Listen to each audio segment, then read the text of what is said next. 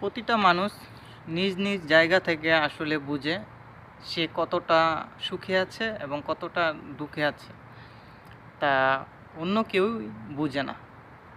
আলহামদুলিল্লাহ, আমরা কতটা সুখে আছি, কতটা ভালো আছি, এটা যখন আমরা রাস্তায় বেরোই, যখন দেখি যে আমাদের আশেপাশে কত গরিব অসহায় মানুষ আছে যাদের এক হাত নাই, এক পাও নাই, তারাও জীবনযাপন করতেছে, আমরা আলহামদুলিল্লাহ সব কিছু নিয়ে সুস্থ স্বাভাবিকভাবে আছি, তারপর আমরা আল্লাহ পাকের শুকরিয়া আদায় করি না।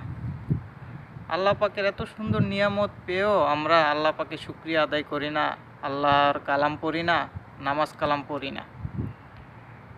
ভাই, আল্লাহ পাকের কাছে আমরা কি জবাব দিব যখন এই দুনিয়াতে থাকবো না, যখন এই দুনিয়া ছেড়ে চলে যাব?